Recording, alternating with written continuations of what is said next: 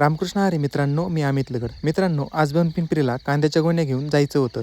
त्याचमुळं सकाळी लवकर आवरलं आणि निघालो. मस्त टेम्पोत मागं गोण्यावरती बसलो होतो.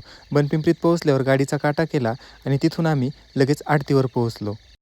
तिथं गेल्यानंतर गोण्या खाली करून घेतल्या आणि लगेच त्यांनी त्यावर नंबर टाकून घेतले आणि थोड्या वेळ तिथे थांबल्यानंतर लगेच निलावाला सुरुवात झाली होती. आजचा भाव जरा थोडासा कमी चालला होता. मनात धाकधूक होती, आपले कांदे कसे जातात. पण नशिबाने आपले कांदे चांगल्या भावात गेले होते, कारण आपली निवड कांद्याची एकदम चांगली होती. त्यानंतर आम्ही टेम्पोमध्ये डिझेल टाकलं आणि मावशीच्या घराकडे जायला निघालो होतो, कारण मावशी बनपिंपरीमध्येच राहते.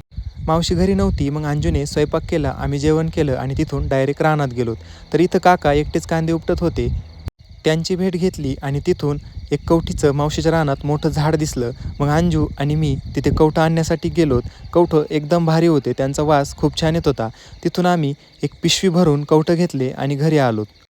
तिथेच बाजूला संत्र्याची बाग आणि सीताफळाची पण बाग आहे. त्यानंतर तिथून आम्ही डायरेक्ट घरी आलो. घरी आल्यानंतर मी थेट गेलो कांद्याच्या वावरात. दुसऱ्या टप्प्यातले कांदे काढायला आलेत का नाही हे पाहायचं होतं, म्हणून मी, मम्मी, पप्पा आणि मधुमामा आम्ही सगळे वावरात पोहोचलो होतो. कांदा चांगला पोचलाय आणि आता उद्याच तो काढायला सुरू करायचा आहे. हा दिवस खूप मोठा नव्हता, पण अर्थपूर्ण होता. शेती म्हणजे फक्त पीक नाही, तर ती एक जीवनशैली आहे.